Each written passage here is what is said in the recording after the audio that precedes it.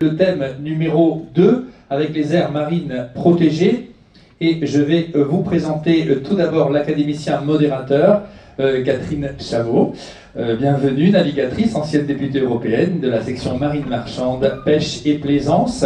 So I would like to introduce you to the moderator, Catherine Chabot, sailor, former member of the European Parliament, Merchant Navy, Fisheries and Yachting Section. Catherine Chabot, bienvenue. Nous sommes heureux de vous avoir parmi nous. Dans les intervenants, Louis Le Hardy de Beaulieu, de l'Académie de Belgique. One of the speakers will be Louis Le Hardy de Beaulieu from the Academy of Belgium.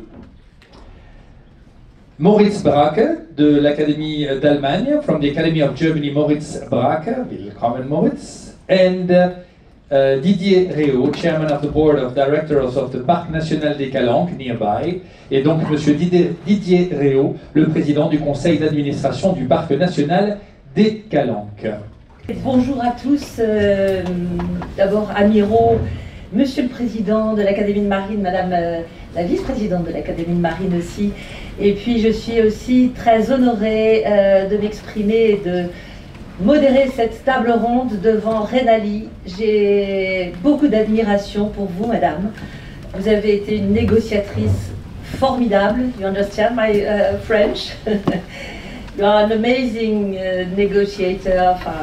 You have a strong leadership et nous partageons beaucoup avec Rena une chose, c'est que l'océan participe à la préservation du multilatéralisme, parce que nous n'avons qu'un seul océan, qui est notre bien commun. Alors, nous allons donc parler des aires marines protégées. Je crois que Monsieur Réau m'a envoyé un message comme quoi il serait bien présent, mais pour l'instant, il n'est pas encore arrivé. Alors moi, ce sujet des aires marines protégées, j'ai eu l'occasion de m'y intéresser il y a de nombreuses années. J'ai été administratrice de l'Agence des aires marines protégées qui depuis a rejoint l'Office français de la biodiversité, et puis également dans le cadre du Grenelle de la mer et aussi des travaux de la stratégie nationale mer et littoral quand j'étais déléguée ministérielle à la mer et au littoral, et puis plus récemment au Parlement européen.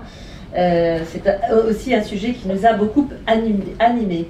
C'est un sujet qui n'est pas simple et qui ouvre à beaucoup de débats comme la pêche. Et d'abord, je voudrais rappeler pourquoi faut-il créer des aires marines protégées. Les scientifiques ont coutume de dire que les écosystèmes marins, côtiers, même au large, etc., sont sous la pression de 5 grandes catégories de pression. Ça a été notamment évoqué par Olivier Lenezet. Le changement climatique, les pollutions qui viennent effectivement beaucoup de la Terre, mais aussi de la surexploitation des ressources. Alors, il n'y a pas que le sujet de la pêche, il y a le sujet, j'ai appris pendant mon mandat de députée européenne que la deuxième ressource la plus exploitée au monde est le sable. Il y a beaucoup d'initiatives qui sont prises aujourd'hui pour trouver une meilleure exploitation du sable. La quatrième, c'est la destruction des habitats, notamment par nos pratiques, mais aussi la cinquième, c'est les espèces invasives. Alors bien évidemment, il n'y a pas que comme solution le développement d'aires marines protégées, il y a un corpus de législation à l'échelle internationale, à l'échelle européenne ou à l'échelle nationale, mais on a toutefois estimé nécessaire de créer des aires marines protégées. Alors la définition des aires marines protégées, ce sont des zones délimitées en mer où des mesures spécifiques sont mises en place pour protéger la faune, la flore et les habitats marins. Elles jouent un rôle essentiel dans la préservation de la biodiversité, la résilience des écosystèmes face au changement climatique et la régénération des stocks de poissons. Elles favorisent la gestion durable des activités.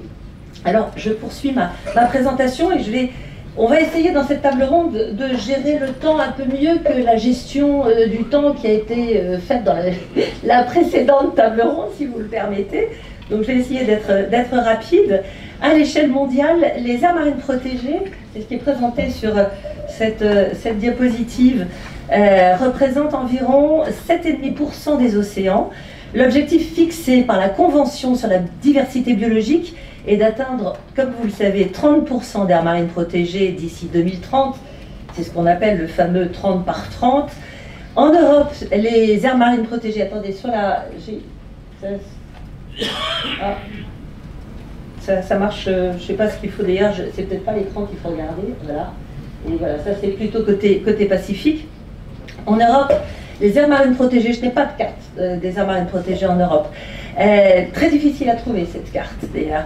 Les aires marines protégées sont gérées dans le cadre de la directive Habitat et de la directive Oiseaux.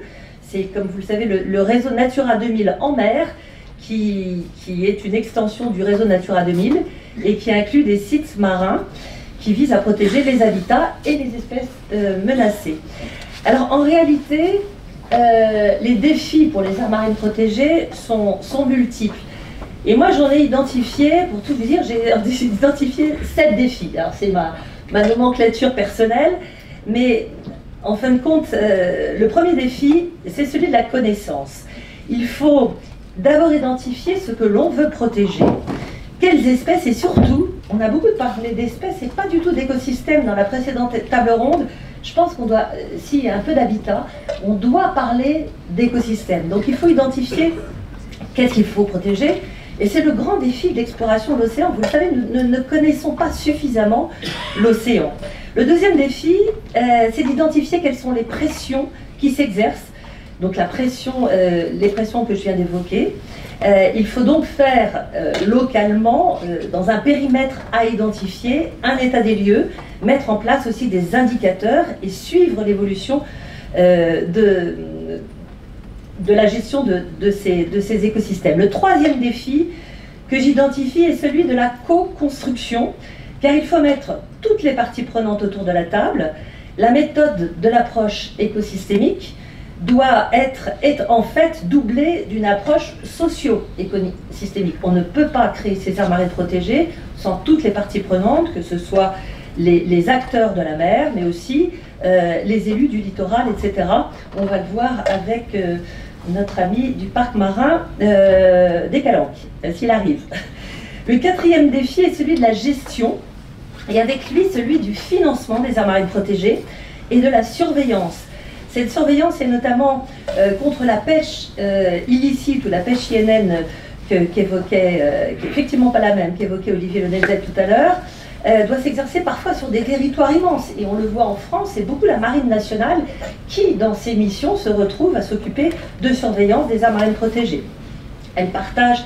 Vous avez aussi, pour relever ce défi des gestionnaires d'aires marines protégées, vous avez des moments où les gestionnaires des réseaux se retrouvent, c'est les fameux IMPAC, ces grandes conférences internationales des gestionnaires, et vous avez ici en Méditerranée un réseau qui est très actif, qui est le réseau MEDSPAN, le réseau des aires marines protégées en Méditerranée. Le cinquième défi que j'identifie, et qui alimente de plus en plus les débats, et c'est un débat que je vois monter en puissance, c'est celui du niveau de protection. Il existe un cadre international qui est proposé par l'UICN, l'Union internationale de conservation de la nature. À l'échelle européenne, l'échelle de l'Union européenne définit des zones de protection strictes qui interdisent, par exemple, toute forme de pêche, mais il y a d'autres choses qui sont dedans. La France nuance avec la définition d'une protection forte, dans laquelle les pressions, je cite, engendrées par les activités humaines sont absentes, évitées, supprimées ou fortement limitées. Alors, les scientifiques estiment que la problématique ici, c'est que la France aujourd'hui, faisant cavalier seul, eh bien, elle fragilise sa crédibilité au niveau international, et c'est un débat qui existe beaucoup au niveau européen, aujourd'hui beaucoup international, et en amont de la conférence des Nations Unies pour l'océan, il y a un appel qui vient d'être lancé dans une tribune. Je dois le dire, j'ai co-signé cette tribune parce que je partage cette idée de fragilité dans laquelle la France se positionne, avec une protection forte qui est certainement, qui est probablement très pertinente, mais à débattre. C'est là, à mon avis, il faut vraiment lancer le débat, mais en tous les cas, qui n'est pas reconnu ailleurs à travers le monde. Voilà. Et c'est peut-être, c'est un sujet sur lequel, messieurs, j'aimerais vraiment vous entendre, avoir votre parce que on est là pour éclairer un petit peu le débat, vous êtes là pour éclairer le débat. Le 6e défi, c'est celui de la connectivité des aires marines protégées, jugée indispensable par les scientifiques. Et pour y répondre, des gestionnaires d'aires marines protégées ont même imaginé ce qu'ils ont appelé la grande ceinture bleue, la Blue Belt, de connecter, alors bien évidemment se connecter entre gestionnaires, mais aussi avoir une connectivité physique. Enfin, le dernier défi est le défi diplomatique. Et on l'a bien vu avec la négociation sur la préservation de la biodiversité en haute mer. Mais je voudrais aussi vous présenter il y a un autre défi en ce moment qui nous... Ça, c'est les aires marines, pardon. Ça, c'est les aires marines protégées en Méditerranée. Voilà. Et vous avez un grand défi aussi, qui est celui de la création d'aires marines protégées en Antarctique. La France a fait des propositions. Et depuis 10 ans, la négociation, il existe déjà des aires marines protégées. Et depuis 10 ans, la négociation est bloquée par 2 États, la Chine et la Russie. Un dernier mot, puisqu'on parle d'aires marines protégées, pour vous dire mon attachement aux aires marines éducatives qui ont été créées en 2012 aux Marquises, dans nos espaces d'outre-mer, enfin ultramarins. Aujourd'hui, il y a plus de 260 aires marines éducatives qui sont des espaces qui sont en partie gérés, enfin en tous les cas avec la participation des élèves. Voilà pour la présentation, et maintenant je vais proposer au professeur Louis Le Hardy de Beaulieu, professeur à l'Université catholique de Louvain, professeur invité à l'Université de Namur, président honoraire et membre titulaire de l'Académie royale de marine de Belgique. Vous êtes membre de la Société européenne de droit international, et le thème de votre intervention, bien évidemment, ça sera l'exemple belge, le focus, mais plus largement la protection simultanée du milieu marin et des infrastructures critiques, un double défi pour l'action de l'État en mer. Monsieur professeur Louis Le Hardy, la parole est à vous. Merci, et je vais vous donner 10 à 15 minutes. Merci.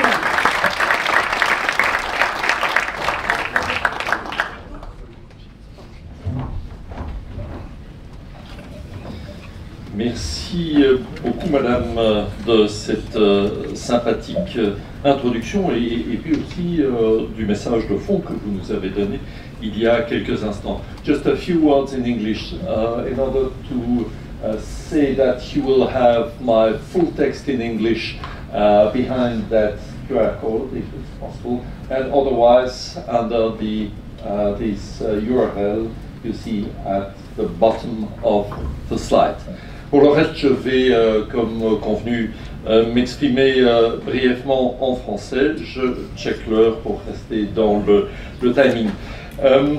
Après une première loi adoptée en 1999 visant à la protection du milieu marin dans les espaces marins sous juridiction de la Belgique, la Belgique a adopté en 2022 une loi visant à la protection du milieu marin et à l'organisation de l'aménagement des espaces marins. Pourquoi ce changement de dénomination et pourquoi, alors je vous donne directement un petit peu l'idée générale, pourquoi cet élargissement du domaine d'application de la loi? Bien, tout d'abord parce que si nous avons un espace côtier limité, il se situe cependant sur une des routes les plus fréquentées du monde, la Manche, la mer du Nord, avec à peu près 20% du trafic mondial. Parce qu'aussi, d'autre part, les risques évoluent quantitativement et qualitativement depuis un certain nombre d'années. Et puis, il ne faut pas le sous-estimer, parce que la Belgique a aussi fait l'objet d'une procédure d'infraction de la part de la Commission européenne dans le cadre d'une procédure préliminaire à un recours en manquement d'État pour un défaut de conformité à la législation européenne.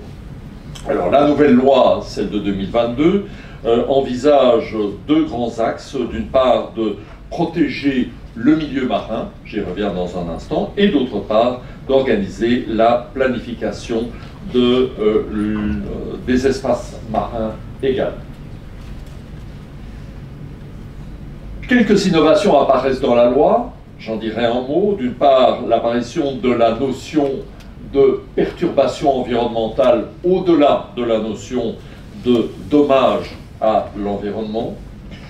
L'idée de tout à fait globaliser, généraliser, qu'il faut une autorisation pour pouvoir intervenir dans les espaces protégés, qu'il s'agisse de réserves naturelles ou d'espaces Natura 2000, mais qu'au-delà de ça, il y a une obligation très générale de préserver, de protéger l'environnement marin, avec un système de sanctions qui parfois peut être relativement lourd, qui est mis en place. 7 axes majeurs sont là pour donner une idée générale de ce qui va structurer cette loi et qui apparaît dans son article 6. Le texte de la loi, si vous voulez soit l'utiliser pour vous en inspirer, soit l'utiliser pour la critiquer, le texte de la loi est à votre disposition dans le dossier en ligne que j'ai préparé à votre attention. Un certain nombre de principes que vous voyez apparaître ici, qui sont bien connus, que je ne vais pas commenter dans le détail pour nous permettre de gagner un petit peu de temps. Je dirais que le champ matériel d'application de la nouvelle loi est tout d'abord un champ d'application relatif aux personnes, en disant d'une manière un peu synthétique que cette loi va s'appliquer à quiconque exerce des activités ayant un impact potentiel sur les espaces marins belges, ont ce compris aux forces armées belges et alliées, sauf dans l'hypothèse où leur intervention, et c'est évidemment pas neutre, aurait pour objectif la protection de l'ordre public ou de la santé publique. Et il y a un département au sein du ministère de la Défense qui est chargé de déterminer ce qui fait partie du maintien de l'ordre public et donc des intérêts vitaux de la nation en la matière. C'est peut-être l'occasion aussi de vous donner quelques mots sur le champ d'application ratione loci, comme disent les juristes. On ne se refait pas, le droit romain n'est jamais bien loin, donc le champ d'application spatial de la loi. Elle concerne a priori les espaces sous juridiction de la Belgique, c'est-à-dire la mer territoriale, la zone contiguë, le plateau continental et la zone économique exclusive. Ça paraît assez évident, mais elle est plus sévère pour les ressortissants et pour les navires battant sous pavillon belge. Et là, la loi va s'appliquer bien au-delà de nos espaces maritimes et est susceptible de sanctionner des ressortissants belges ou des navires battant pavillon belge qui, où que ce soit à travers le monde, et indépendamment des législations nationales d'autres pays potentiellement concernés, et bien entendu de critères internationaux aussi, donc ils sont susceptibles, ces ressortissants et navires belges, de se trouver être sanctionnés pour des infractions à cette loi, où qu'ils se trouvent dans le monde. Quant au champ matériel d'application de la loi, il va concerner en fait l'idée que, indépendamment de la protection globale de l'environnement qui est visée par la loi, des aires maritimes protégées sont créées soit sous forme de réserves marines, soit sous forme de réserves, en tout cas de zones Natura 2000 plus précisément. Elles sont créées, comme on dit chez nous, par le roi, c'est-à-dire en fait par le gouvernement, via des arrêtés royaux, donc des arrêtés du gouvernement qui vont déterminer à la fois un certain nombre d'objectifs spécifiques à respecter dans les zones Natura 2000, qui vont établir aussi, a priori dans les réserves marines, une interdiction totale d'activités qui n'ont pas été spécifiquement autorisées. Donc le principe est, a priori, intervenir dans des réserves marines est interdit, sauf autorisation spécifique, avec également, et c'est là qu'intervient la notion de perturbation aux écosystèmes ou perturbation à l'environnement marin dont je parlais tout à l'heure, une interdiction de capturer, de blesser un certain nombre d'espèces, de capturer les œufs, ou pour la flore, de la cueillir, de la ramasser, de détenir, de faire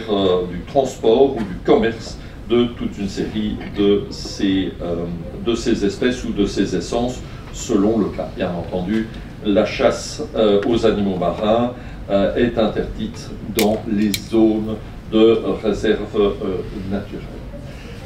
Petit mot simplement pour dire que, au niveau de la Belgique, l'ensemble des espaces ainsi protégés correspondent à peu près, même si on n'a pas un espace considérable, c'est le moins qu'on puisse dire, par rapport à la France, c'est évident, correspondent à peu près à 37% des espaces sous juridiction de la Belgique, ce qui est nettement au-dessus de la moyenne européenne. Quelques mots alors du lien entre l'environnement et les infrastructures critiques. Je vais être à cet égard extrêmement bref, simplement pour dire que l'aspect, la sensibilité des infrastructures critiques est plus que jamais, dans le contexte géopolitique que nous connaissons aujourd'hui, est un sujet de préoccupation. Alors, en 2023, en avril 2023, la Belgique a pris l'initiative de réunir à Ostende un sommet de la mer du Nord, réunissant au-delà d'elle-même les Pays-Bas, la République fédérale d'Allemagne, la Norvège, le Royaume-Uni et le Danemark, pour tâcher de faire converger le regard sur la protection des infrastructures critiques. Pourquoi est-ce que je vous en parle dans le cadre de cette intervention quand même plus ciblée sur la question des aires maritimes protégées? Parce que, en fait, cette réflexion se trouve en convergence avec la réflexion sur la protection des infrastructures critiques, étant donné qu'on peut arriver même à considérer que certains aspects de l'environnement peuvent être regardés comme, me semble-t-il, des infrastructures critiques. J'entends par là le fait que si demain, de manière accidentelle ou de manière volontaire, on endommage des oléoducs, éventuellement des câbles électriques. Et là, nous avons quand même un parc électrique qui correspond à peu près à 238 km² et qui est susceptible à terme d'atteindre une production de 6 gigawatts.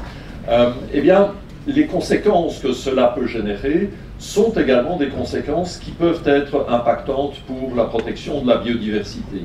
Alors nous savons aujourd'hui que nous avons des navires étrangers de pays auxquels nous pouvons toutes et tous penser, qui utilisent de manière un petit peu abusive ce qu'on appelle le droit de passage inoffensif, et qui ne font pas simplement que du passage, mais qui tâchent de passer en repérant et en spottant, ce qui est évidemment tout à fait contraire à l'article 19 de UNCLOS, la Convention sur le droit de la mer, mais en tâchant de repérer où passent ces câbles, où passent certains oléoducs.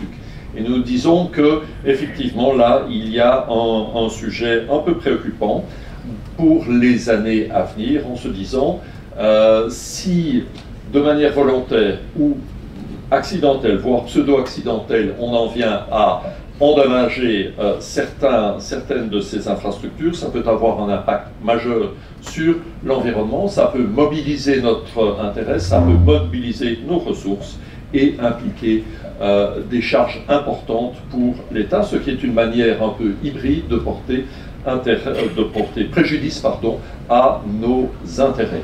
Voilà, je fais là très bref, sachant que vous avez les documents à votre disposition, que nous pouvons en reparler tout à l'heure, mais ça me permet de rester en dessous des 15 minutes. Je vous remercie pour votre attention et je me réjouis de parler tout ça avec vous.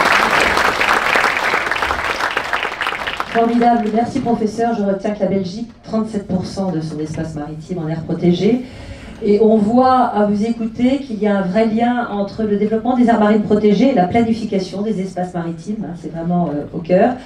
Et puis le dernier sujet que vous venez d'évoquer me fait penser à ce concept d'infrastructure maritime à impact positif développé par des scientifiques, qui est un concept que moi j'aime beaucoup, qui me parle beaucoup, parce que on essaie, c'est des infrastructures qui favorise le déploiement de la biodiversité par la géométrie et les matériaux utilisés. Un grand merci encore pour votre présentation. J'ai oublié de dire une chose, c'est que, comme nous l'a demandé notre président, nous sommes censés faire des propositions, peut-être avoir une déclaration finale. Donc peut-être, si on a du temps, un peu avec des questions, réfléchissez à les uns et les autres, à quelle proposition vous pourriez faire pour cette déclaration. J'en viens à vous, Dr Moritz Breck. Je rappelle la présentation qui a été faite de vous. Vous êtes un expert en résilience maritime, j'adore cette expression, expert en résilience maritime, officier de réserve de la marine allemande, entrepreneur et universitaire, et délégué du Deutsches Maritimus Institut, de l'institution aussi sœur, vous êtes une institution sœur de l'Académie de Marine. Vous intervenez régulièrement dans les médias allemands sur les questions de sécurité maritime et vous êtes l'auteur de The German Navy as an Instrument for Foreign Policy. Et votre thème d'intervention, bien évidemment, là on va avoir l'exemple allemand, c'est la protection et la résilience des infrastructures critiques maritimes, une perspective allemande sur un défi européen. Vous allez vous exprimer en anglais. Heureusement pour nous peut-être. Mais malheureusement j'ai appris l'allemand à l'école, mais pas très doué aujourd'hui, mais ça aurait été volontiers. Nous vous écoutons, la parole est à vous. Merci. Merci beaucoup Catherine pour cette introduction et d'abord en avant, permettez-moi de prendre le risque, moi, un marin allemand, de dire quelques mots personnels en français. Pour moi, cette opportunité d'être accueilli ici, c'est un grand honneur et inspiration. Et je remercie particulièrement le président de l'Académie de Marine, Jean-Emmanuel, pour cette opportunité, et aussi au directeur de INSM, François, merci beaucoup pour cet accueil. Et je veux vous transmettre les salutations du président de DMI, de notre Institut maritime en Allemagne, Carsten Schneider, amiral de la marine allemande, qui vous salue. Et personnellement, je veux dire un mot de merci et je suis très heureux de voir aujourd'hui Colin Cameron, ancien ami et mentor depuis longtemps aujourd'hui ici, parce que je suis pas seulement ici comme membre de DMI, mais aussi comme auditeur de l'IAGDN. Et grâce à son inspiration depuis longtemps, il m'a initié de cet cercle de recherche et d'inspiration de l'Institut des hautes études de défense nationale français.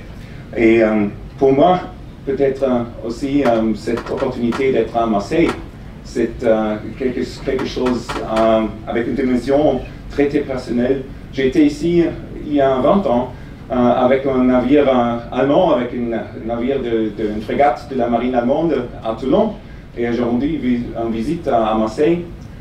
J'ai réfléchi ça, souvenir ça, quand j'ai électé comme délégué pour cette opportunité. Et j'ai pensé de mon opportunité avec l'Europe IHDN, dans laquelle Colline est présidente, de participer au UN Ocean Day à Paris en 2016. Et il y a encore une autre connexion pour moi, mais je pense en plus de ça, avec le lieu de Marseille. Joseph Conrad, l'écrivain anglais, on lui connaît comme un écrivain anglais, il a commencé son carrière maritime comme marin, comme capitaine de grands bateaux à voile à Marseille. Il était né dans le 19e siècle à Pologne, dans une ville qui aujourd'hui est en Ukraine. Et il a commencé son carrière maritime à Marseille, et après ses expériences, avec son perspective sur la condition humaine, inspiré par ses expériences maritimes, il a commencé comme écrivain au Royaume-Uni, en Angleterre, en deuxième carrière, avec beaucoup d'influence, jusqu'à aujourd'hui, comme un des écrivains avec plus d'influence dans la langue anglaise, quelqu'un qui ne parle pas la langue anglaise maternellement. Et avec sa vie maritime et la vie européenne, l'Ukraine, Pologne, la France, Royaume-Uni, je pense que ça c'est quelque chose qui porte beaucoup d'importance pour nous. Pas seulement dans les dimensions personnelles, mais aussi dans les dimensions de n'oublier pas de prendre la perspective maritime comme quelque chose d'essentiel pour comprendre la condition humaine et aussi pour comprendre les situations géopolitiques de notre jour. Comme ça c'est je pense la possibilité pour moi de sauver moi-même dans la langue anglaise and dive into the topic I would like to address with you today. So I'm hugely inspired by this opportunity today, and also to bring some of the things I've been working on for many years, from practical experience at sea, tactically, operationally, in the Navy, to then later on strategic levels, political levels, and on the level of think tanks, also of practical work as an entrepreneur, advising government institutions, the German government, but also private enterprises in a number of capacities which are, I think, relevant to what we've been discussing today. Because I think, as you've so aptly, my predecessor here, you've already pointed out, there is a strong link between sustainability, environmental protection, and the dimension of security and geopolitics. So we can't forget about one when we deal with the other, and working on one will benefit the other.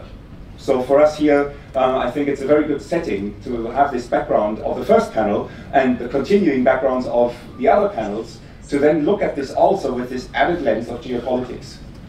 And this mention, as earlier, as I heard, the passion for the sea and the passion for geopolitics, I think this is absolutely essential. This is what unites us here, and that makes me particularly happy to discuss these issues. Just as maybe 2-3 examples from my personal background. Countering piracy off the coast of Somalia in a European Union mission in 2010 and 2011 on a German warship under the European flag.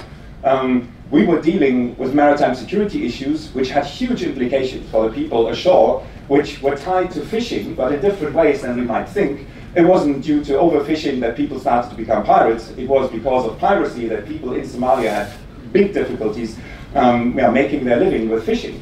And also for the people and the state of Somalia to organize themselves in a way that permit them to participate in progress and also benefit from the resources that they have, including fish, off their coast. So when dealing with maritime security as a European Union mission, we also helped the people in Somalia, which was something we got strongly reflected in just feedback from Somali fishermen, which we talked to a lot.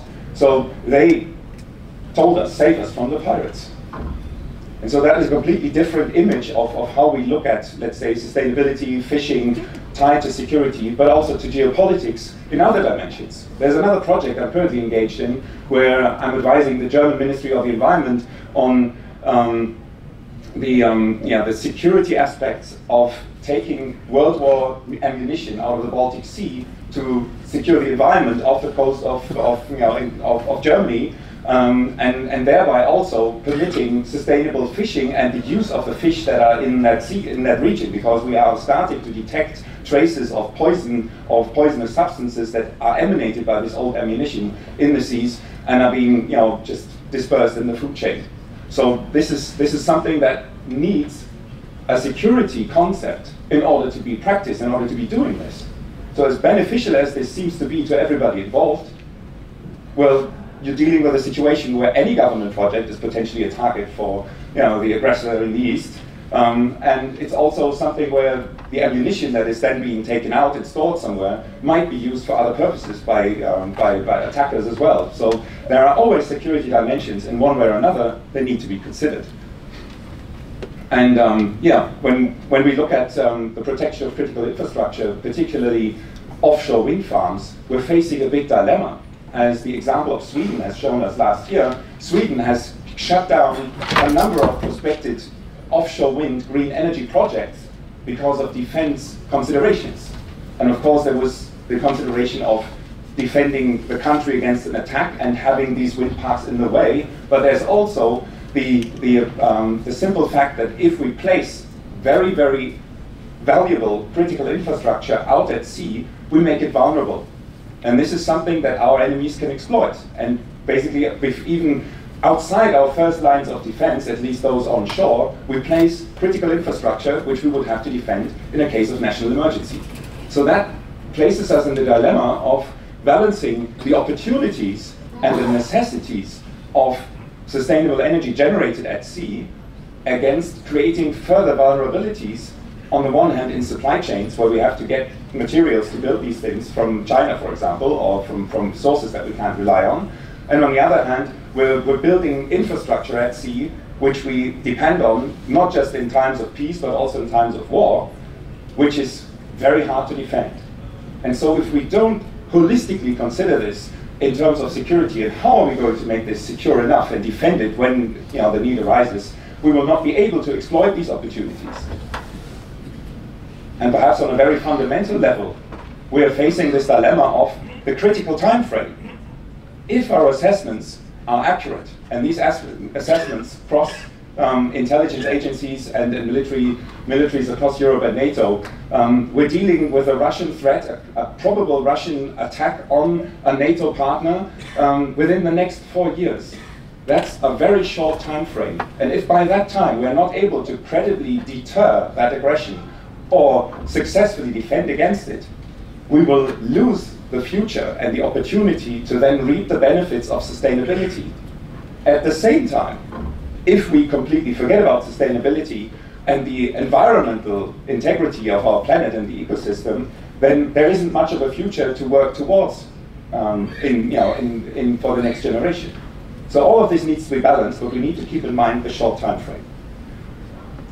So, when looking at maritime critical infrastructure, the question is always, what is it exactly that we're dealing with? Some people, when they say it, they mean stuff you can touch. Pipelines, cables, even if it's hard to touch them when they're on the seafloor, but this is tangible infrastructure that's built, that's being put in the ground or put on the seafloor.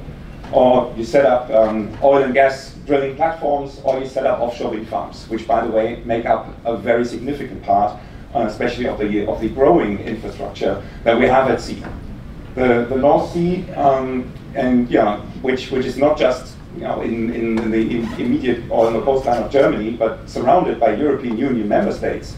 The North Sea is bound to turn into the largest power station we're going to have in the world, with over 300 gigawatts of energy production by the middle of the century.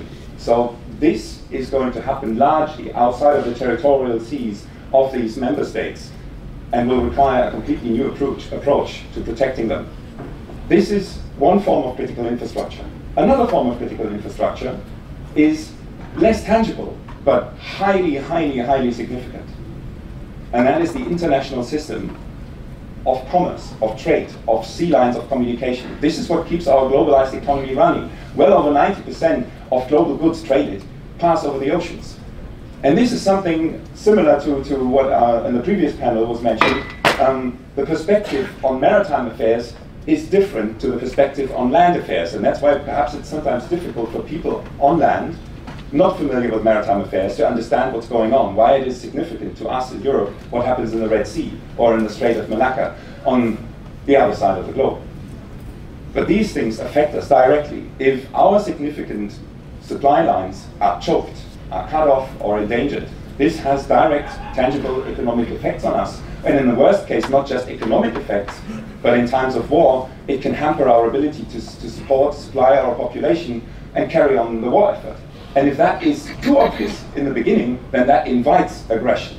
So we need to make sure that we credibly can defend these maritime interests.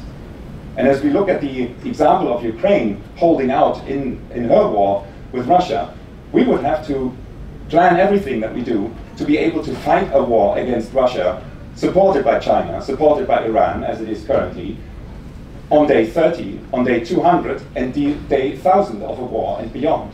So that means we have to ensure that our supply of our societies across the European Union, and that means supply by sea, is guaranteed. So that's a huge task to secure what, as critical infrastructure, are basically the underlying foundations of what keeps our societies running and keeps us resilient and keeps us able to not just survive, but to keep on fighting and ideally to keep building the future that we work towards. So, as all European states, in fact all modern states, have a vast interest in maritime critical infrastructure, in the global system of trade running, in the over 90% of global data transmitted via undersea cables, and of course in the food supply, as discussed in the previous panel, that is generated or is taken from the sea, but also the raw materials which we need for progress to keep going and accelerate and really realize the future, whether it's on Mars or out at sea or wherever. But this future needs to be built, and it needs its foundation in raw materials, and a lot of that is on the seafloor. So all of that needs to be made possible, and it's in the interest of all of us that this is enabled.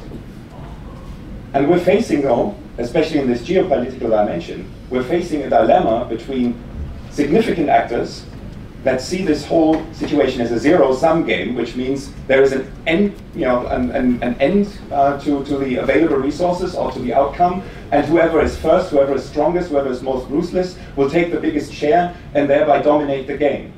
Whereas the European approach, for many decades after the Second World War, and part of the inspiring message of our democracies is that we can, by doing the right thing, we can actually make this pie that they want to take in the largest share to themselves, we can make the pie even bigger. We don't even know how big it's going to get if we all start working on cooking it. So this fundamental difference is something that we see in clashes also on the maps that we've already seen here when it comes to fishing on a global scale. Where are the contested waters and those that where fishing is at the greatest strain? This is where geopolitical tensions clash.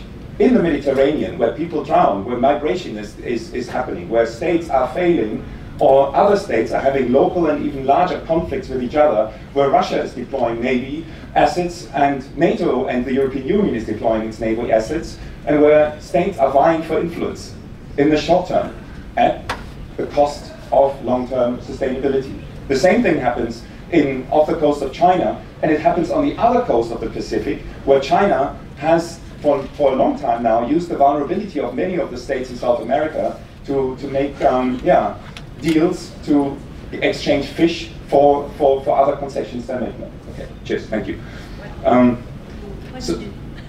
Thank you. So these new geopolitical threats, which have become obvious with Russia's full-scale invasion of Ukraine in 2022, are something that plays itself and has played itself out for a much longer time in many dimensions, and not least at sea. The aggressions, which have long escalated from what we might call hybrid and below the threshold of open war, gone to a position which is very closer to open aggression in the cyber domain, have followed suit over the past years in the maritime domain. The sabotage attempts are less and less concealed, and the threats that go with them also. So we're seeing geopolitical escalation, especially in those domains where people on land don't notice them as much, but the effect is certainly felt. And I think Germany is a complicated case in all of these dimensions, and I think it would be fascinating to dive deeper in it. Maybe at this stage it's sufficient to say that where most European nations have roughly half a page of national agencies responsible for maritime security, Germany has 2 pages, just a list of the institutions. This is a situation where on the regional level, on the federal level, civilian, military responsibilities are not sorted out in the way that allows coordinated action as we would want it in advance. And it doesn't allow for the structured planning and capacity building that we also need in order to fill the gaps which we've clearly identified. So when it comes to monitoring the situation, building up a network of surveillance, and also a system of intervention, and of course the framework, the legal framework to do something about perpetrators and prosecute them, there's a lot to be done, a lot of homework to be done in Germany, but in the European Union as a whole. And that's why I'm so thrilled that we're sitting here together as European maritime academies to discussing these affairs, because I think our voice is bound to be heard. Merci.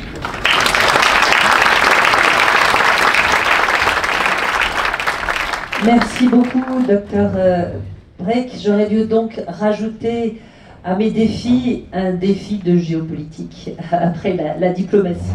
Très intéressant, une autre perspective.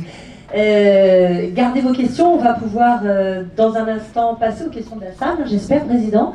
Avec après notre troisième et dernier intervenant, the last but not least, Didier Réau, qui, alors vous êtes élu local, hein, vice-président de la métropole, rejoignez le pupitre s'il vous plaît, ex-Marseille-Provence, délégué à la mer au littoral, responsable du cycle de l'eau, ce qu'on appelle la GEMAPI, vous êtes vice-président du département des Bouches-du-Rhône, vice-président aux solutions fondées sur la nature, et bien évidemment vous êtes là surtout parce que vous êtes président du parc national des Calanques. On a bien dit parc national des Calanques, c'est pas le parc marin, c'est encore un autre, voilà, parc national des Calanques.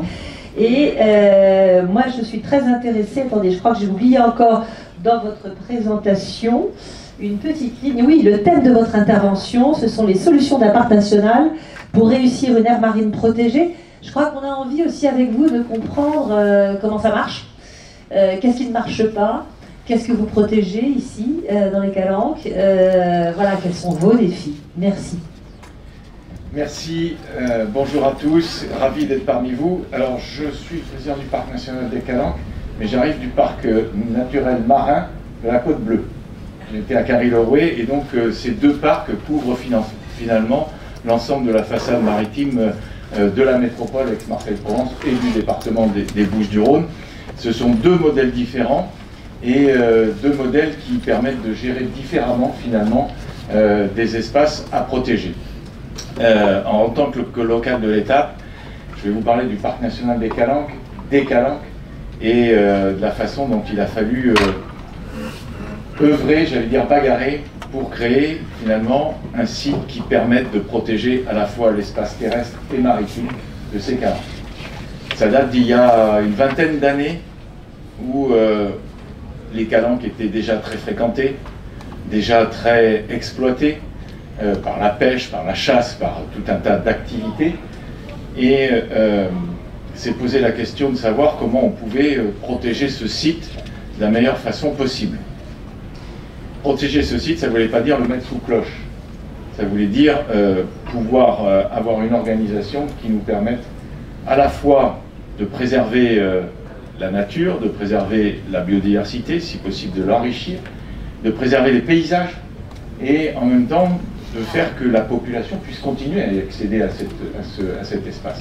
Ça a été le même sujet sur le parc naturel marin de la Côte Bleue, avec des exigences moindres, mais ça a été aussi ce sujet de pouvoir permettre à la population d'y accéder. Alors pourquoi protéger les Calanques? D'abord parce que c'est, je l'ai dit, une zone naturelle remarquable en Méditerranée, avec évidemment une métropole d'1 million d'habitants autour. Et donc c'est une véritable gageure de pouvoir engager une telle réflexion. Et on s'est posé toutes les questions de savoir comment on allait le protéger. Et puis, dans les différentes discussions qu'on a pu avoir avec les collectivités territoriales, parce que ça part du terrain, c'est pas une voie descendante de l'État en disant il faut créer quelque chose, ça a été une volonté finalement, après de multiples incendies, de se dire comment on peut coordonner l'ensemble des propriétaires et de ceux qui fréquentent les Calanques pour qu'elles soient mieux protégées. Et donc à partir de cette préoccupation sur les incendies, on a réfléchi à une réserve naturelle, on a réfléchi à un parc naturel régional, et puis on s'est dit que sur des considérations bassement matérielles, un parc national c'était pas mal parce qu'il y avait une contribution de l'État. Et puis on a créé ce parc, on a mis 12 ans pour le faire, et en 2012 il a été enfin créé, et on a commencé à travailler avec l'ensemble des acteurs pour pouvoir protéger. Alors comment protéger un espace aussi vaste et aussi riche, là était la question, et ça ça traversait les courants politiques, parce que la création du parc national des Calanques a été une chose éminemment politicienne. Et vous pouvez appartenir au même camp politique et être diamétralement opposé sur la création de ce parc national. Certains pensaient que c'était un enrichissement, d'autres pensaient que c'était une contrainte mise encore un peu plus sur la gestion des collectivités. Je ne m'appuierai pas plus sur ce sujet qui ne vous intéresse que très peu, mais qui a été quand même un des sujets majeurs dans la construction du parc. Un avantage, cependant, ça a été très long, mais un avantage, c'est que ça lui a donné une notoriété extrêmement forte. C'est-à-dire que, évidemment, la controverse attire le média, et le média crée la notoriété. Ce qui nous a permis de parler plus fort, plus longtemps sans doute, dans les médias, et d'obtenir un petit peu plus, en tout cas, la révision des statuts, enfin, en tout cas, du fonctionnement d'un parc national, ce qui n'était pas anodin ici. Alors évidemment, on a une zone que vous connaissez pour certains d'entre vous, qui est à considérer comme une zone marine et terrestre, comme un seul territoire interdépendant. Le lien est très très fort entre la partie terrestre et la partie maritime, d'abord parce qu'on est influencé par des fleuves côtiers, puis un grand fleuve qui est le Rhône, qui apporte en mer pas mal de richesses. Et puis il fallait aussi permettre la coexistence entre la métropole et cette zone de richesse naturelle. Intégrer tous les usages dans ces calanques, c'est-à-dire les activités à la fois économiques, on a gardé la capacité voulait garder la capacité d'avoir des pêcheurs au sein du parc national des Calanques, et puis avoir toutes les activités de loisirs, de découverte de ces espaces naturels. Et puis enfin, c'était l'objectif premier, mais je le mets un peu en dernier, c'était réduire le risque d'incendie, généralement par une mise en cohérence de l'ensemble des propriétaires fonciers et de tous les acteurs qui ont à œuvrer sur ce territoire. Donc le premier objectif fixé pour le parc, ça a été de protéger les paysages et le patrimoine naturel et culturel, de limiter la pollution. C'est pas chose simple, de maîtriser les conséquences de l'attractivité du parc et de contribuer au développement durable de la zone d'adhésion. Effectivement, on a un cœur de parc très protégé et une zone d'adhésion qui tend à aller vers l'excellence d'un cœur de parc, mais qui permet d'avoir cette transition, si je puis dire, vers une zone extrêmement protégée. Donc la richesse écologique, elle est plus à développer, donc elle est à la fois terrestre sur des espèces floristiques, faunistiques, et qui sont uniquement visibles que dans ce parc. On en compte à peu près une soixantaine, qui sont des espèces patrimoniales, et dont les 2/3 sont protégées. Le parc national abrite aussi 24 espèces inscrites comme menacées ou en danger à l'annexe 2 du protocole ASPIM. Et donc là aussi, en mer, on a un enjeu extrêmement important. Tout ça dans une métropole d'1 million d'habitants qui fréquente ce site et des centaines de milliers de visiteurs qui viennent à toutes les saisons visiter à la fois Marseille, son arrière-pays et le parc national des Calanques. Et puis un parc naturel marin de la Côte Bleue qui existait et avec qui nous avons évidemment une liaison extrêmement forte. Et c'est la même chose avec le parc national de Port-Cros, qui est finalement pas si loin que ça. Et il y a une continuité écologique en mer qui est à préserver et à valoriser. Et donc voilà tous les enjeux qui étaient fixés pour le parc national des Calanques. On a une fréquentation, alors sur la partie maritime, puisqu'on est plutôt sur la question marine, pression sur les mouillages, les conflits d'usage, des activités de pêche qui étaient extrêmement diversifiées et qui avaient assez peu de préoccupations pour le milieu. Elles étaient aussi soumises à un certain nombre de pressions qui résultent directement de l'urbanisation de ce littoral. Je veux bien entendu parler de tout ce qui concerne les métropoles, rejet d'eau usée urbaine, effluents industriels, agricoles parfois, et donc il fallait qu'on ait aussi cette prise de conscience. Alors, plusieurs actions, puisqu'on avait convenu qu'il fallait énoncer le sujet et le cœur du problème, et puis les actions qu'on avait pu entreprendre. Sur la partie maritime, on s'est attaché d'abord à caractériser les pollutions sonores sur l'ensemble du milieu marin, on a placé des hydrophones pour surveiller la biophonie et l'anthropophonie. Donc c'était pas chose simple, il a fallu, dès qu'on est sur le milieu maritime, certains le savent ici, il faut des autorisations extrêmement bien caractérisées, et même si on est un parc national, on ne s'abstient pas d'avoir ces autorisations. Et c'est peut-être là qu'il faudrait qu'on ait peut-être une simplification. Quand on est un établissement public national, on a on devrait bénéficier d'une caution, et sans avoir besoin d'avoir toutes les autorisations, puisqu'on est déjà dans la posture et dans l'action de l'excellence. Donc peut-être là, avoir une simplification dans la mise en œuvre des procédures. Et puis on a évidemment pris en compte la question du changement climatique en surveillant les populations animales fixes et leur réponse aux vagues de chaleur marine. On a poursuivi l'observatoire de la température de la mer et on a calculé l'épaisseur des herbiers de Posidonie afin de développer une méthodologie de carbone bleu pour la protection de ces herbiers. Très compliqué, on a essayé de voir comment on pouvait utiliser les crédits carbone qui étaient mis à notre disposition.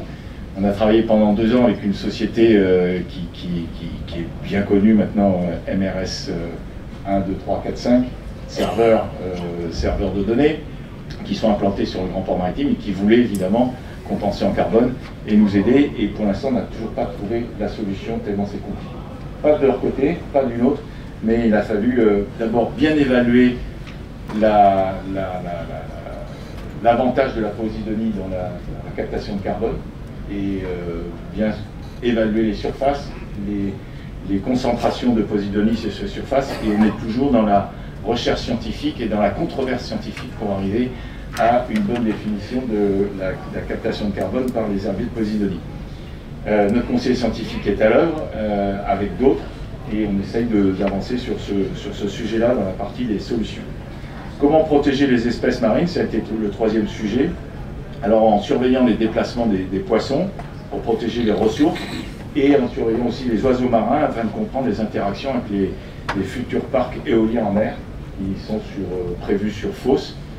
Et ça paraît loin Fos des Calanques, mais pour des oiseaux marins c'est extrêmement près, surtout que beaucoup d'entre eux migrent vers l'Espagne et plus encore vers l'Afrique, et que c'est un des chemins de passage de ces oiseaux marins et sur lesquels il faut qu'on ait évidemment un travail particulier. Et je dois avouer que les promoteurs de ces éoliennes ont été plutôt partie prenante, engagée pour arriver à trouver des solutions, que on a dû faire déplacer un peu les plateformes parce que c'était un peu trop près des couloirs et que ça s'est plutôt bien passé. Il a fallu quelques efforts. Et puis, alors la fin, justement, je termine aussi par l'accueil du public, parce que le parc national, c'est pas seulement de la protection, c'est pas seulement de la connaissance, c'est aussi de la diffusion de la connaissance. C'est aussi de l'information et de la sensibilisation du public. Et finalement, pourquoi faire un parc national? Pourquoi protéger des espèces si finalement la population, si le public ne peut pas les découvrir, ne peut pas être informé de ce qui se passe ici sur ce territoire? Que nos gardes moniteurs, que nos agents du parc national puissent leur transmettre cette connaissance.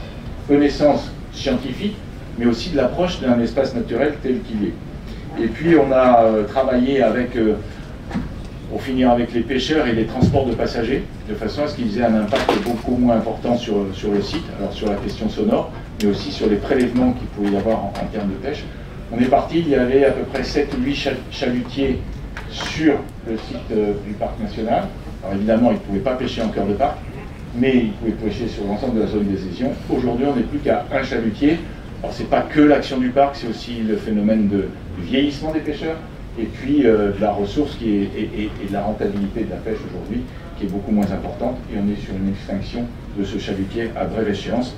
Bref, nous soutenons le développement aussi de la science participative en mer, avec quantité d'acteurs qui viennent faire de l'information, et des plongeurs qui font un travail remarquable, notamment dans le comptage des espèces, mérous, cordes, tous les ans, pour voir comment on évolue. Et là, la progression, j'allais dire, est exponentielle, même si la courbe n'est pas vérifiée. Mais en tout cas, elle est extrêmement importante. Et donc, à travers ces actions, le parc national vise à faire prendre de ses partenaires et usagers des garanties pour la préservation du territoire et de ses écosystèmes et sensibiliser au lien avec le monde du vivant. Pour terminer, l'ensemble de tous ceux qui avaient une objection, une opposition au parc national s'est rallié finalement au fonctionnement du parc et voit bien que la protection des calanques est une bonne chose pour l'ensemble du territoire. Une bonne chose parce que il y a aussi une logique économique autour de ce parc national. On accueille du public, on accueille du public du monde entier. Et la chose, c'est pas d'interdire ce public, c'est de l'amener à mieux fréquenter un espace naturel français, avec une caractéristique d'un parc national. Et donc si on a quelque chose à faire passer à l'UNOP, puisque c'était la question, c'était peut-être de pouvoir exporter notre modèle de parc national. Et puis s'inspirer de ce qui se passe aussi dans d'autres parcs à l'étranger, notamment anglo-saxons, où la notion d'économie au sein d'un parc national n'est pas vulgaire, n'est pas rejetée. Alors que nous, on est plutôt dans un modèle public. Je pense qu'on doit pouvoir mixer les deux. Pour avoir visité, moi, des parcs nationaux au Canada, aux États-Unis ou au Japon, on doit pouvoir mixer ces modèles et peut-être s'inspirer, nous en France, d'un mélange qui nous permette d'avoir une participation beaucoup plus importante des acteurs économiques dans ces outils de protection et pas renier finalement les moyens financiers dont on a besoin.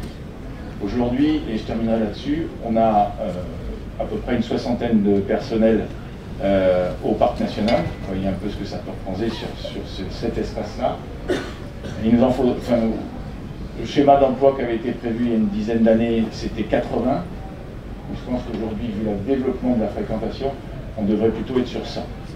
Je comprends que l'État ne puisse pas tout financer, ça c'est clair, mais il faut qu'il nous permette d'avoir des partenariats financiers qui nous permettent d'être beaucoup plus efficaces encore sur la protection des personnes. Merci de votre invitation. Merci, Monsieur le Président du Parc National des Calanques. Nous avons des questions dans la salle, mais en attendant que le micro, je crois qu'il y a une question de Serge Bélier, c'est ça? Serge Bélier, veuillez vous lever s'il vous plaît, comme ça je peux vous apporter le micro. Voilà. Monsieur Bélier. Et je réponds, j'évoquerai le carbone bleu. Serge, nous vous écoutons. Merci. Donc je voulais faire une petite intervention pour dire que je considère que l'opposition que l'on fait souvent entre les aires marines protégées et la pêche est une division totalement artificielle. La pêche connaît on appelait pas ça des aires marines protégées, on appelait ça des campements, des réserves de pêche, mais depuis des dizaines d'années, il existe dans le secteur de la pêche des zones protégées pour assurer la survie des poissons. Donc ce débat n'est pas nouveau, ce phénomène n'est pas nouveau. La seconde chose, c'est que la pêche a tout intérêt à ce que l'océan soit bien géré, parce que la survie de la pêche dépend de la qualité de l'océan.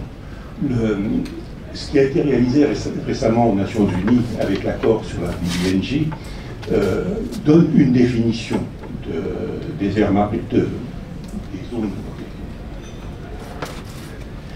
les outils de gestion par zone. Parlez bien dans votre micro. Les outils de gestion par zone, dont les aires marines protégées. Mais le nom que l'on donne à ces aires est relativement peu important. Ce qui est important, c'est l'objectif qui est poursuivi et la réalisation de ces objectifs. Il y a eu également, au cours de cette négociation sur le BBNJ, j'y ai participé au début des années 2000, un débat pour savoir si la pêche devait être inclue dans l'accord ou non. Ce qui était également un faux débat, puisque la pêche a déjà des instruments de gestion, de même que l'exploitation des ressources minérales est couverte par l'AIFM. Quand l'accord a été publié, certains commentateurs ont dit « cet accord c'est très bien, mais on a oublié la pêche », ce qui est totalement erroné. La pêche est couverte par l'accord, comme le sont les autres activités humaines. Donc, pour moi, il n'y a pas d'opposition entre les deux. D'ailleurs, si l'on regarde ce qui s'est passé depuis quelques années dans la pêche, on a un très bon modèle dans le nord-est atlantique, qui est le modèle OSPAR, la Convention d'Oslo et de Paris, qui a été conçue pour préserver l'environnement marin du Nord-Ouest Atlantique, mais on a aussi la NEAFC, l'Organisation régionale de pêche, qui couvre le Nord-Est Atlantique, et ces deux accords internationaux ont fait un Memorandum of Understanding pour définir de façon coordonnée des zones de protection des pêches ou des zones de protection de l'environnement qui sont les mêmes dans le Nord-Est Atlantique, en haute mer. Donc déjà avant la conclusion de l'accord BBNJ, il y avait de ce genre d'application. De plus, les deux organisations ont passé des accords avec le Conseil international pour l'exploration des mers pour que les sources scientifiques qui servent aux deux organisations soient également coordonnées. Et la NEAF a également passé un accord avec l'OMI pour les zones de protection particulièrement sensibles qui sont définies par... Je vais vous demander de conclure, Serge, parce qu'il y a ici, ils aimeraient bien répondre, il y a des questions. On a... On m'avait dit 5 minutes. D'accord. Je dis une minute. Merci, vous êtes gentil. C'est de dire que Là dans le micro. il ne peut pas y avoir de politique internationale de gestion des océans s'il n'y a pas à la base des politiques nationales. C'est vrai au niveau français, mais c'est aussi vrai au niveau européen. Et dans ma carrière, j'ai assisté certaines fois à des prises de position qui étaient totalement divergentes. J'en avais préparé plusieurs, mais c'était qu'une. Lors d'un débat du Conseil pêche sur la pêche en eau profonde, le ministre chargé de la pêche en France a tenu une position, pendant que le même jour, sa collègue chargée de l'environnement disait le contraire devant le Parlement français. Un grand merci Serge, parce que vous avez pointé deux choses que je n'avais pas dites. L'aire marine protégée est un outil de gestion, ça c'est absolument essentiel. Et l'autre point, je partage aussi de ne pas opposer préservation et pêche, absolument. Maurice a envie de réagir sur un point, et puis après je donnerai la parole aussi à Monsieur Labat. Yeah, thank you. Just to add something, what you pointed out, this supposed opposition between fishing and sustainability, there's a parallel here with sustainability and defense or navies. We've had demonstrations in Germany, for example, against NATO maneuvers, where they said, well, you're burning fuel and you're causing emissions for defense and thereby, causing trouble in terms of global warming. But in fact, I think navies have a key role to play when it comes to enforcing global ocean governance, and that's not just when it comes to the protection of fishing, but also when it comes to, as I mentioned, the protection of critical infrastructure, which allows sustainable development. But there's another point here, and that is the use of environmental regulation, as you mentioned, which is very, very strong and has something to offer in terms of enforcement powers, to also defend the infrastructure and our national interests, which are out at sea, when it comes to, for example, the risks of the Russian shadow fleet. So, on the one hand, navies will have to strongly seize the opportunities of sustainability and environmental protection and ocean governance, and on the other hand, those that advocate ocean governance will have to realize that it's going to be the navies that are going to have to play a strong role in enforcing it. Merci, Maurice. On peut passer le micro à monsieur là-bas. Juste avant que vous preniez la parole, non, allez, pardonnez-moi, excusez-moi. Tout à l'heure, monsieur Réau, vous évoquiez le sujet du carbone bleu. C'est un sujet que j'ai beaucoup porté au Parlement européen, et le sujet à la fois de la cartographie et de leur capacité d'absorption du carbone, etc. Il existe aujourd'hui des travaux qui ont été notamment menés aux Baléares, etc. Il y a beaucoup, à mon avis, l'UDOC peut être un vrai moment de partage de ces connaissances. J'ai moi-même organisé plusieurs conférences au Parlement européen sur ce sujet, on pourra échanger. Monsieur, je vous laisse vous présenter. Bonjour, Charles Thune, auditeur. Alors, j'aurais à vous soumettre 3 questions, suggestions succinctes. Le premier, c'est concernant donc le thème des ressources halieutiques. Nous avons notre intervenant qui avait parlé de la stratégie de reproduction, avec les frayères, etc. Alors, ne pourrait-on pas parler d'un phénomène de stabilisateur économique, à l'instar dans l'économie, avec ces stratégies de reproduction en milieu marin? La deuxième question, c'est concernant les parcs, les aires marines protégées, et plus spécialement le parc national des Calanques. Ne pourrait-on pas justement faire valoir que pour accroître la légitimité de ces parcs naturels, de ces aires maritimes protégées, ne pourrait pas accroître leur légitimité à travers le concept du faire savoir, puisqu'il y a le savoir, le savoir-faire, le savoir-être, mais il y a le faire savoir, donc à travers, comme vous dites, l'ouverture au public. Enfin, ma troisième question, concernant donc la résilience, donc ça s'adresse à notre ami germanique. Peut-être c'est une question un petit peu délicate, mais elle est moins délicate depuis la redistribution des cartes, la clarification géopolitique.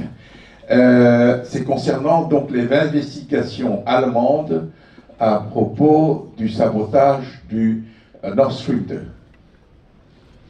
Là, on est un peu hors sujet, non? Pardonnez-moi, Président. Bon. Alors, peut-être aussi que la première question s'adressait peut-être, merci, à la précédente table ronde, et je pense qu'on pourrait donner le micro, voilà, à notre expert. Oui, merci. En fait, quand vous voulez introduire de la stabilité dans la gestion de votre pêcherie, la réduction du taux d'exploitation va permettre que la pêche ne repose pas sur une seule classe d'âge, mais sur une accumulation de classes d'âge. Vous aurez un bénéfice économique parce que les pêcheurs eux-mêmes vont être soumis à moins de variations d'abondance d'une année sur l'autre. Tout ça est tamponné par le fait qu'il y a plusieurs classes d'âge. Et en outre, écologiquement, l'impact, il est bien moindre, puisque vous avez une biomasse plus proche de ce qu'elle serait en l'absence de pêche. Ça fonctionne et c'est totalement cohérent avec la gestion telle qu'elle se pratique. Merci pour votre concision. Maurice, je crois que vous étiez interpellé sur la deuxième question. Thank you. Yeah, Nord Stream 2, we don't have any official results for the investigation yet. But I think that a number of conclusions we can still draw. And that one is, of course, if we leave vulnerabilities, there will certainly be actors in this world who are going to exploit them against us. And it is also crystal clear, because of past behavior, that Russia is a prime suspect for any such exploitation. And on the side of Russia, we also have to look towards China when it comes to exploiting our weaknesses. This doesn't say that they are perpetrators necessarily, as I think, for the Nord Stream attacks. But the point is, whenever we leave vulnerabilities, others will exploit them. And if we look at the situation with critical energy infrastructure in the North Sea, this is something where we could easily think of a number of actors that might have an interest in ruining our prospects of becoming less energy dependent on imports from countries that not only financially gain from it, but also gain important geopolitical leverage. So no matter what, we will have to secure our assets, and we'll have to make sure that because of surveillance and intervention capabilities, we're able to document who does what, point out perpetrators, but also do something about it when we have suspicious behavior going on. Oui, on va revenir sur le sujet des aires marines protégées, et je vais faire un petit peu de diplomatie, parce que nous avons une amie ici de l'Académie de Suède qui est chinoise et qui doit entendre beaucoup de choses. Je voudrais rappeler, et Renali probablement me corrigera si je dis des bêtises, mais que ce soit dans la négociation sur la haute mer et la négociation aussi sur la Convention pour la biodiversité, sans la Chine, nous n'aurions pas atteint voilà, les objectifs, et notamment sur la CBD, la COP15. C'est les Chinois qui menaient la négociation et qui ont fait vraiment un good job. Donc je me permets de faire un petit peu de diplomatie parce que nous sommes en période de tension. Et voilà, j'ai une pensée pour notre collègue chinoise, professeure à l'université de Malmö. Merci.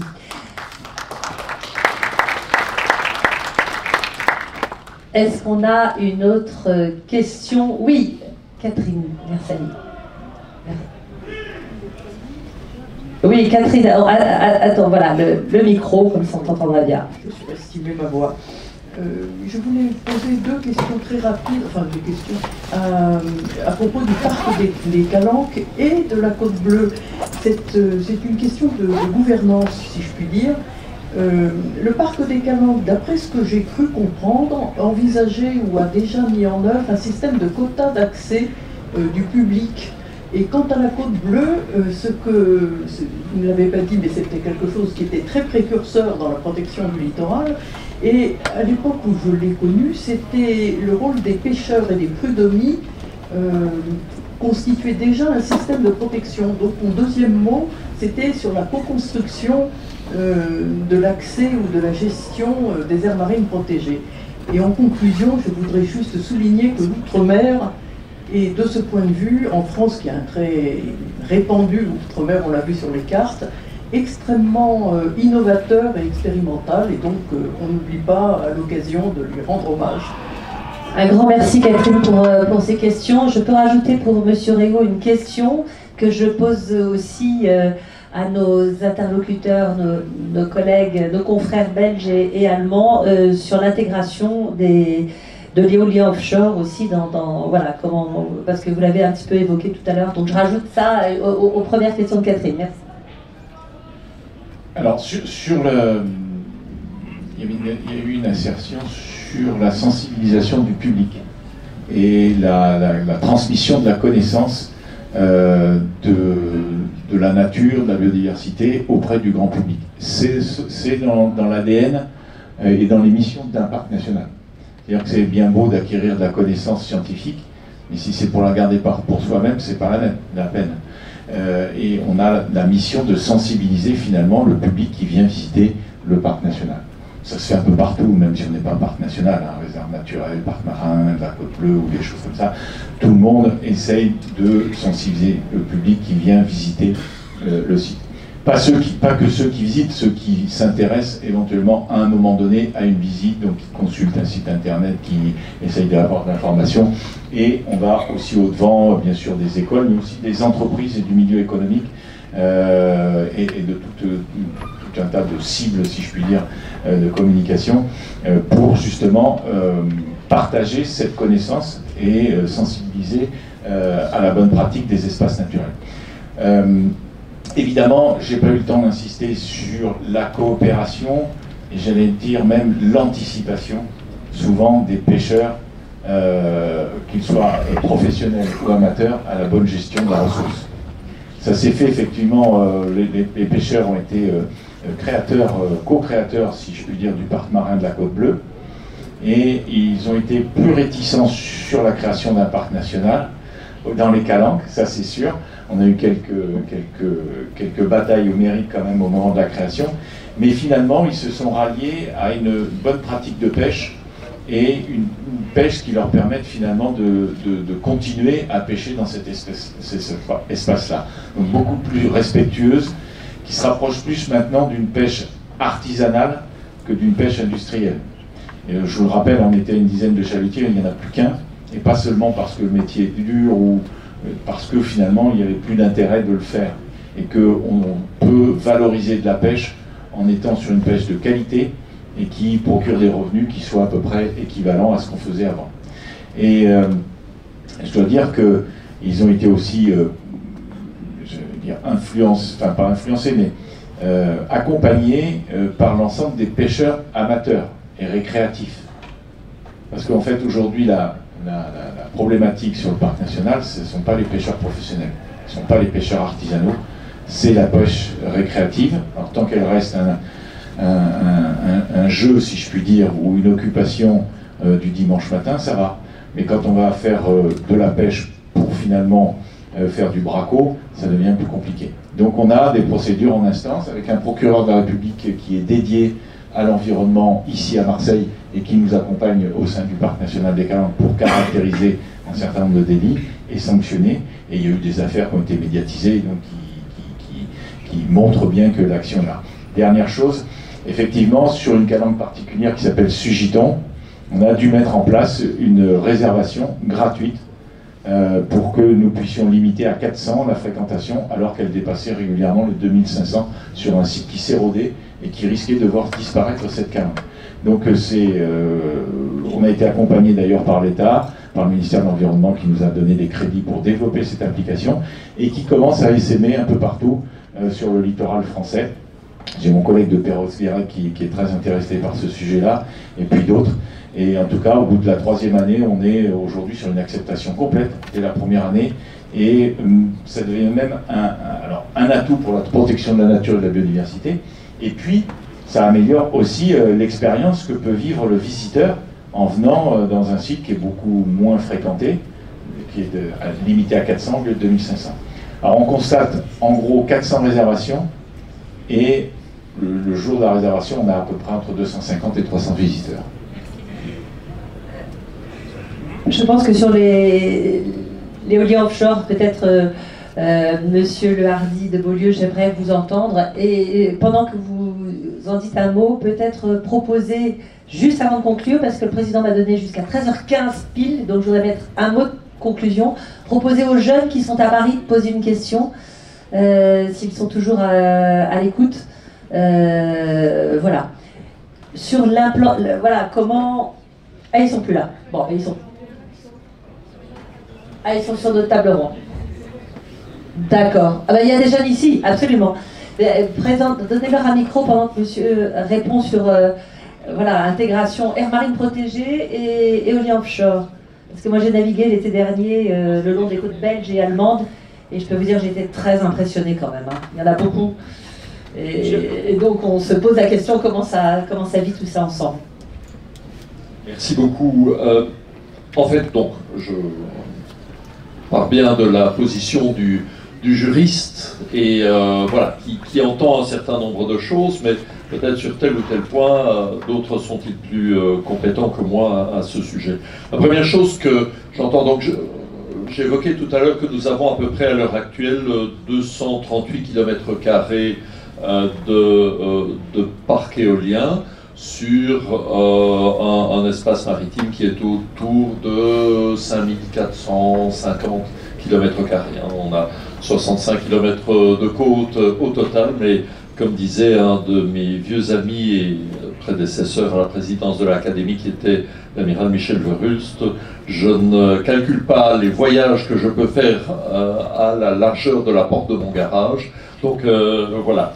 Mais donc 238 km² de parcs éoliens, dont j'entends souvent dire que, au fond, ils présentent un avantage, bien sûr en termes de production d'énergie propre et durable, mais aussi en ce qu'ils sont devenus des endroits qui ont permis une nouvelle dynamique de la biodiversité, toute une série voilà, d'animaux marins venant se mettre soit sur eux, soit trouvant leur bonheur dans le fait qu'on diminue l'activité et les mouvements de navires aux environs. Donc ça, en soi, apparaît déjà comme quelque chose qui est positif.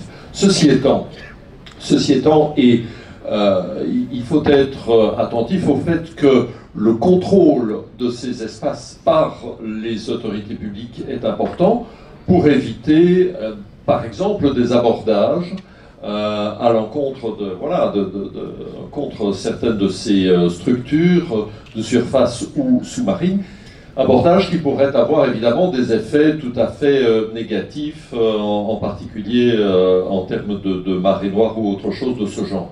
Je me souviens avoir récemment parlé avec une autre casquette, avec l'un des responsables du Cross Cap Criné, me disant qu'ils avaient été à certains moments complètement éberlués de voir à la Jumelle des navires, peu importe leur nationalité, remontant le track sud-nord avec personne à la passerelle et l'autopilote enclenché. Donc, évidemment, ce sont des choses vis-à-vis desquelles il faut être très attentif, parce que, surtout dans des espaces particulièrement fréquentés où il y a beaucoup de navigation. Je pense que ça, c'est vraiment quelque chose qui est important. Je me limiterai à ça pour le pétrole. Un grand merci. On a une question d'un des jeunes là-bas. Je vous laisse vous présenter. Oui, bonjour, je suis élève à la Marine Marchande, donc ici à Marseille. Et ma question s'adresse à Monsieur Brake. Donc je vais la dire en anglais. So you said that we have as a European vision, we have to be able to defend our strategic supplies. However, you also said that we are entering in a more binary world where we have the Eastern Bloc and and the US and Europe on the other side. And especially us as sailors, we bring a container ship. We rely on worlds by laying cables. So, what are actual solutions that would help defend our strategic supplies? Oui, Maurice, je vous passe. Là, on est sur les aires marines protégées dans un autre sens de protection, me semble-t-il. On est sur sécurité, mais... Un grand merci, je vous commande pour votre choix de profession. Très bien. And thank you. I'll switch back to English. Thank you for that lifeline. Yeah, I think the first thing we need to do is really have a thorough evaluation of what we need today. We used to do this in the Cold War, and of course in previous ages this was always part of national interests and national planning, strategic planning, that nations that wanted to be able to survive a conflict with a major power needed to ensure their supply lines. And this is, by the way, also one of the key reasons why Germany never really had a chance to, at a certain point, to overcome, in both world wars, the resistance of the unified allies, because they were controlling vital supply lines to the point that people were starving at the end of the First World War in Germany. So this sort of managing national supplies is something that we will have to urgently work on. And we don't have a full mapping of it, neither on the European level nor on the level of Germany. And I think France, perhaps because of its heritage, geopolitical heritage and tradition, is perhaps a step further. But I can't venture far because I don't know the state of planning in France. But I think it's also just commenced. France has just commenced to really survey the need for training, the need for a cadre of officers in the merchant service that are reserve officers, the need for tonnage in terms of shipping capacity, for strategic transport for the military, but also to keep the survival of our societies going, and the war effort. We're not just in need of supplying our population, keeping it from starving, but also keep our industry going to produce the things that we need to fight the war that we all don't want to fight, but we credibly have to be able to convey to all the aggressors that we can and that we win it, so they don't start it. So yes, there's a big lot of work to be done, and yeah, it's on national levels, but I think it's best placed on the European level to urgently get work going. Merci à tous les trois, merci à vous dans la salle. Peut-être juste, je me permets, Président, en termes de conclusion, de vous inviter, vous, les académies de marine européennes, à vous intéresser au pacte européen pour l'océan. J'ai fait partie des co-rédacteurs et ce sera un des sujets qui sera présenté à l'UNOC.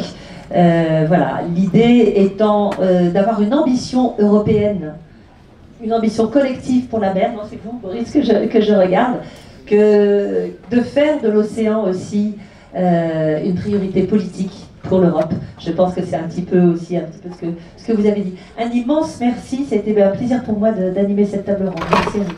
Merci beaucoup, Madame Chabot. Comme on dit en Belgique, l'union fait la force.